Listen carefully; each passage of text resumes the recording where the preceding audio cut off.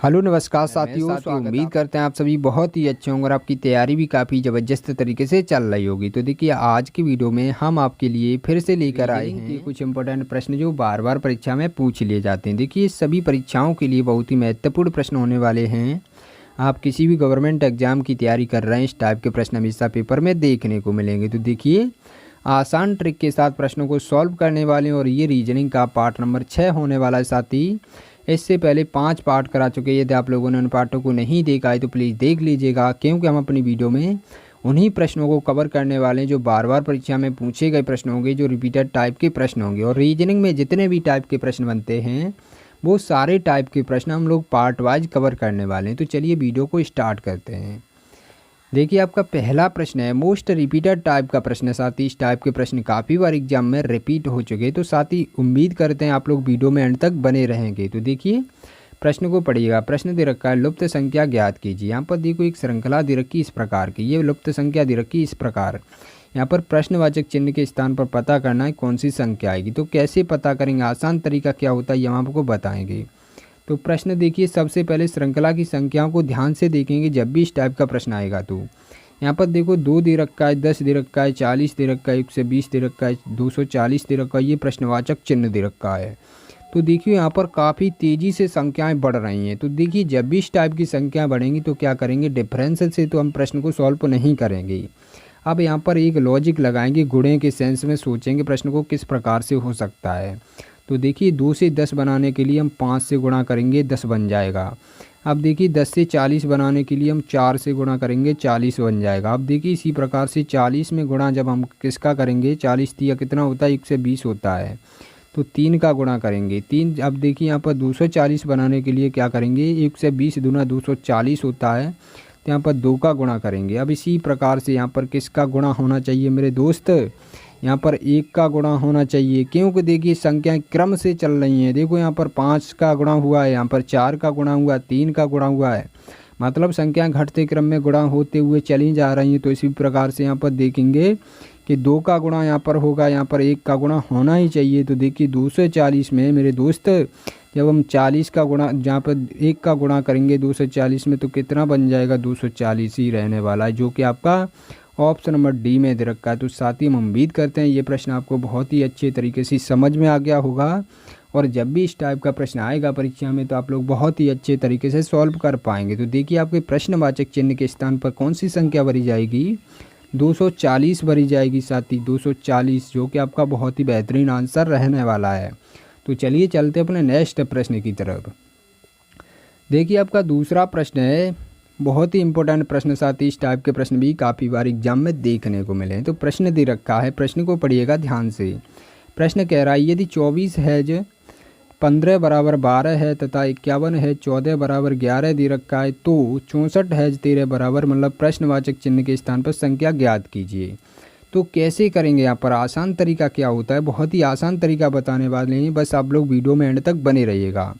यहाँ पर देखो 24 दे रखा है ना, और यहाँ पर 15 दे रखा है। 24 है 15 बराबर 12 कैसे लाया गया है, सबसे पहले हमें ये पता करना पड़ेगा। देखो 51 है और 14 कैसे, यहाँ पर 51 है 14 बराबर 11 कैसे लाया गया है, उसको भी मुझे ज्ञात करना पड़ेगा। तो कैसे करेंगे, यहाँ पर एक ही लॉजिक लगना चाहिए। तो देखिए यहाँ पर हैज का सिंबल जो दे रखा है, यहाँ पर कुछ साथी ये सोच रहे होंगे इस हैज का हमें क्या करना पड़ेगा। देखो यहाँ पर हैज का भी सिंबल दे रखा होता है, डॉलर का भी सिंबल दे रखा होता है, और यहाँ पर स्टार का, प्लस का, माइनस का कुछ भी सिंबल दे रखा हो। आपको सिर्फ किससे मतलब है, जो भी यहाँ पर आंसर दे रखा होगा, मतलब बराबर में जो भी संख्या दे रखी होगी वो संख्या आपको इन दोनों संख्याओं से किसी न किसी प्रकार से ज्ञात करनी ही पड़ेगी, और विद लॉजिक के साथ। तो इसी प्रकार से यहाँ पर भी आगे लॉजिक लगना चाहिए। तो कैसे करेंगे, यहाँ पर देखिए 24 दे रखा है ना। अब यहाँ पर देखिए 24 और 15 जब हम आपस में ऐड करेंगे तो भी बड़ी संख्या 12 से कट जाएगी, और गुणा करेंगे तब भी 12 से बड़ी संख्या कट जाएगी।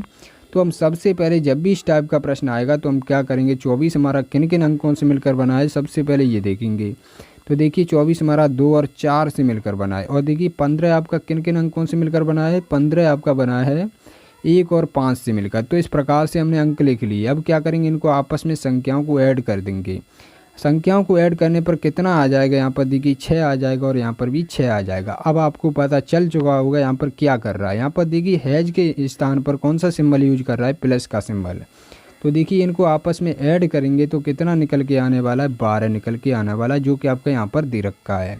तो इसी प्रकार का लॉजिक यहाँ पर भी लगाने वाले हैं। तो 51 में जब हम देखिए यहाँ पर क्या करेंगे, 5 और 1 से मिलकर 51 बना है। 14 हमारा किससे मिलकर बना है, 14 हमारा 1 और 4 से मिलकर बना है। अब देखिए इनको आपस में ऐड कीजिएगा, ऐड करने पर कितना निकलेगा, यहाँ पर 5 और 1 को करेंगे 6 निकलेगा, 4 और 1 को करेंगे तो यहाँ पर 5 निकलेगा।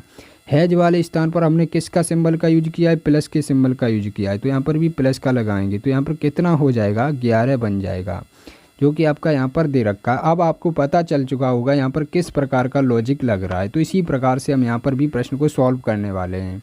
तो आप लोग यहाँ पर डायरेक्ट ही जोड़ सकते हो, 6 और 4 को ऐड करेंगे आपस में 10 बन जाएगा, और 13 और 1 को ऐड करेंगे, सॉरी यहाँ पर 3 और 1 को ऐड करेंगे तो कितना बन जाएगा, यहाँ पर 4 बन जाएगा। तो इस प्रकार से हम डायरेक्ट भी यहाँ पर ऐड कर सकते हैं संख्याओं को। तो यहाँ पर देखिए प्लस वाले सिंबल को यूज किया है के स्थान पर, तो इनको आपस में ऐड कर लीजिएगा, आपका आंसर आ चुका है। तो देखिए इनको आपस में ऐड करेंगे तो कितना हो जाएगा, यहाँ पर देखिए 14 बन जाएगा। तो यहाँ पर देखिए 14 बन चुका है। 14 देखिए आपका किस ऑप्शन में दे रखा है, 14 आपका ऑप्शन नंबर सी में दे रखा है, जो कि आपका राइट आंसर हो जाएगा। प्रश्नवाचक चिन्ह के स्थान पर कौन सी संख्या भरी जाएगी, 14 भरी जाएगी।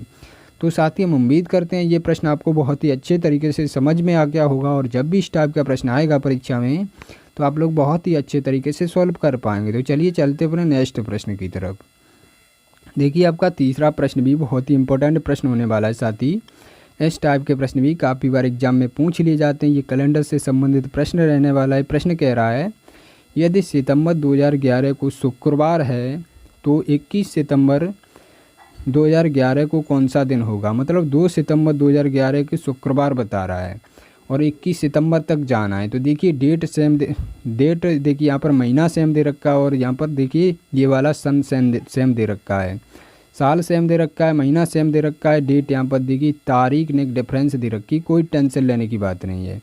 अब देखिए यहाँ पर किसकी बात कर रहा है, यहाँ पर 2 सितंबर की बात कर रहा है और 21 सितंबर तक जाना है। तो कैसे करेंगे, यहाँ पर महीना समान है, एक ही महीना की बात कर रहा है। तो यहाँ पर देखिए हम क्या करेंगे, जो भी यहाँ पर पहले तारीख दे रखी होगी ना, यहाँ पर पूछ रहा है कौन सा दिन होगा, मतलब आने वाले की बात कर रहा है, कौन सा दिन होगा। तो यहाँ पर देखिए 2 सितंबर की बात कर रहा है, तो यहाँ पर जो भी तारीख दे रखी होगी हम क्या करेंगे, उस तारीख को यहाँ पर लिख लेंगे। 2 शुक्रवार दे रखा है 2 को, तो यहाँ पर देखिए शुक्रवार दे रखा है, तो शुक्रवार यहाँ पर लिखा।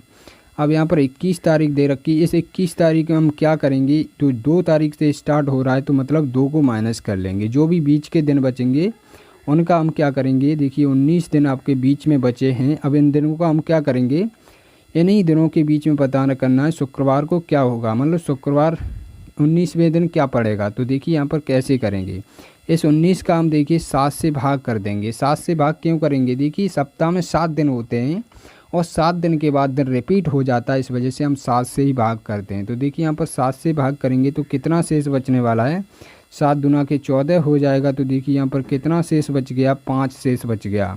अब देखिए हमें इससे कोई मतलब नहीं, पूरे से कोई मतलब नहीं रहता है, जो भी हमारा शेष बचता है ना उससे हमें मतलब रहता है। देखो 5 हमारा शेष बच गया है, तो यहाँ पर देखिए बाद की बात कर रहा है, तो इसमें प्लस कर देंगे, 5 को प्लस कर देंगे तो कितना बन जाएगा, शुक्रवार में 5 को प्लस करेंगे, देखिए यहाँ पर 1 को प्लस करेंगे तो क्या बन जाएगा, शनिवार बन जाएगा। दूसरे को प्लस करेंगे तो रविवार बन जाएगा, 3 को प्लस करेंगे सोमवार, और 4 को प्लस करेंगे मंगलवार, 5 को प्लस करने पर हमारा बुधवार निकल के आ जाएगा। इसी को दिन पूछा गया है, तो बुधवार देखिए आपका ऑप्शन नंबर बी में दे रखा है, जो कि आपका राइट आंसर हो जाएगा। तो साथ ही हम उम्मीद करते हैं ये प्रश्न भी आपको बहुत ही अच्छे तरीके से समझ में आ गया होगा, और जब भी इस टाइप का प्रश्न पूछा जाएगा परीक्षा में तो आप लोग बहुत ही अच्छे तरीके से सॉल्व कर पाएंगे। तो चलिए चलते अपने नेक्स्ट प्रश्न की तरफ। देखिए आपका चौथा प्रश्न भी बहुत ही इंपॉर्टेंट प्रश्न होने वाला है, ये भी बार बार परीक्षा में पूछ लिया जाता है। तो प्रश्न दे रखा है संबंधित संख्या ज्ञात कीजिए। यहाँ पर देखो संबंधित संख्या से संबंधित प्रश्न दे रखा है। जिस प्रकार से 1 से 20 का संबंध 11 से दे रखा, उसी प्रकार से 80 का संबंध हमें प्रश्नवाचक चिन्ह के स्थान पर संख्या ज्ञात करनी है। तो कैसे करेंगे, देखिए इस प्रकार का जब भी प्रश्न परीक्षा में पूछा जाएगा, यहाँ पर एक बड़ी संख्या दे रखी होगी, एक छोटी संख्या दे रखी होगी, तो हम सबसे पहले क्या करेंगे, सबसे पहले देखेंगे कि बड़ी वाली संख्या के जो अंक हैं उन अंकों को ऐड करके क्या हमारी छोटी संख्या बनाई जा सकती है। तो देखिए यहाँ पर इस प्रकार से दे रखा है, इस प्रकार से अंकों को ऐड कर लेंगे। तो देखिए इनको 1 से 20 के अंकों को ऐड करने पर तो हमारा 3 प्राप्त हो रहा है। तो हमें पता चल चुका है कि यहाँ पर देखिए अंकों को ऐड करने पर तो हमारा आंसर नहीं आ सकता। अब देखिए दूसरा लॉजिक क्या होता है। अब जो बड़ी संख्या है ना और ये छोटी संख्या है, तो छोटी संख्या का हम क्या करेंगे, स्क्वायर करके देखेंगे या क्यू करके देखेंगे क्या हमारी बड़ी संख्या के करीब संख्या पहुँच रही है। तो देखिए 11 का स्क्वायर कितना होता है, 11 का स्क्वायर आपका 1 से 21 होता है। अब देखिए 1 से 21 हमें प्राप्त हो चुका है और यहाँ पर क्या 1 से 20 दे रखा है।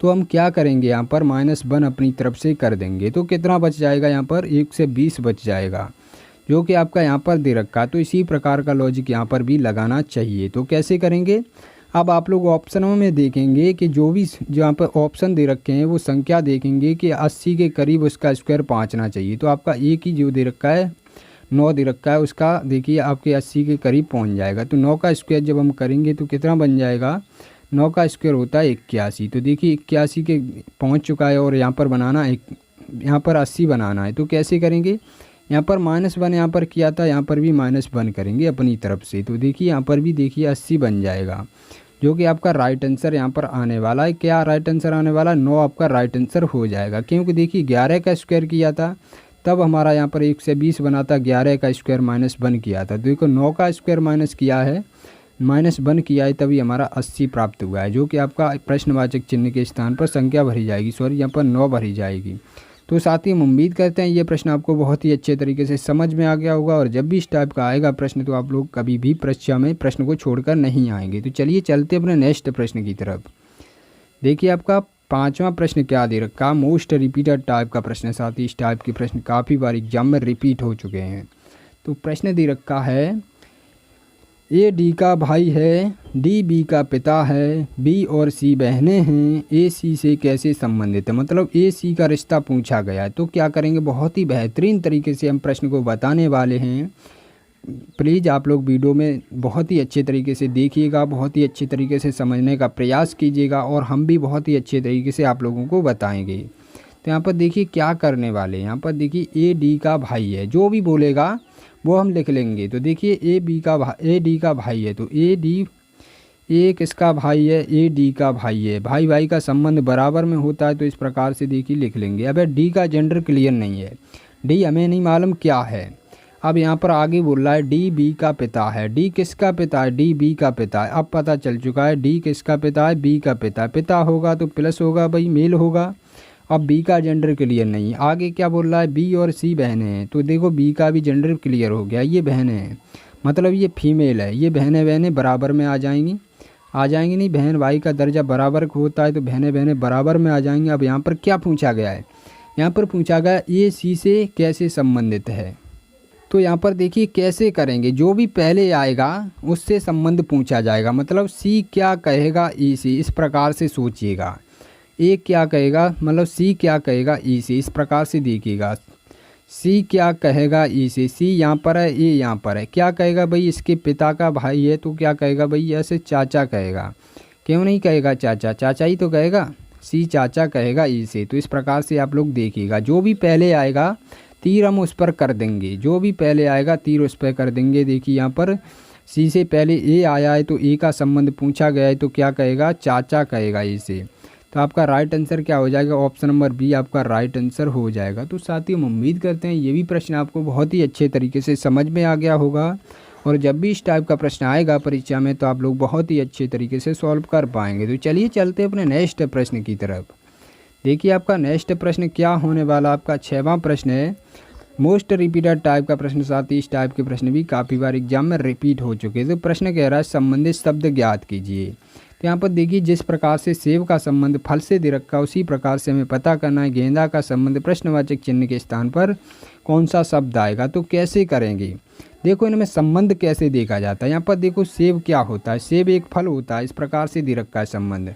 तो गेंदा क्या होता है, गेंदा एक फूल होता है। तो भाई साहब फूल किस में दे रखा है, फूल आपका ऑप्शन नंबर सी में दे रखा है, जो कि आपका राइट आंसर हो जाएगा। बताओ कितना समय लगा, मात्र कुछ ही सेकंडों में प्रश्न को सॉल्व कर पाए ना। तो यहाँ पर क्या भरा जाएगा, फल यहाँ पर भरा जाएगा, सॉरी यहाँ पर फूल भरा जाएगा, फूल आपका राइट आंसर हो जाएगा। फल नहीं होगा। गेंदा फूल फल नहीं होता। यहाँ पर देखिए तना पत्ती इससे कोई संबंध नहीं, फूल से आपका संबंध बन जाएगा। तो साथियों हम उम्मीद करते हैं आज के प्रश्न आपको बहुत ही अच्छे तरीके से समझ में आ गए होंगे। तो चलिए चलते हैं आज के टेस्ट के प्रश्न की तरफ। आज के टेस्ट के प्रश्न की तरफ देखिए आपका पहला प्रश्न, ये देखो आपका 7वां प्रश्न दे रखा है, जो कि आपका पार्ट नंबर 5 का प्रश्न दे रखा है। साथ ही इन सभी प्रश्नों के जवाब आप सभी साथियों को कमेंट बॉक्स में बताना है। यदि आप लोगों को ये प्रश्न समझ में आते हैं तो प्लीज़ कमेंट में अवश्य बताइएगा और वीडियो का फीडबैक अवश्य दीजिएगा। और जिन साथियों को इनका जवाब नहीं पता तो प्लीज़ वे साथी हमारे क्या करेंगे, हमारे जो भी अगले पार्ट हैं, जो 5वां पार्ट हमने करा चुके हैं, उस पार्ट को आप लोग देख लेंगे। बहुत ही अच्छे तरीके से हम प्रश्न को करा चुके हैं। तो चलिए मिलते हैं अगली वीडियो में, तब तक के लिए जय हिंद जय भारत।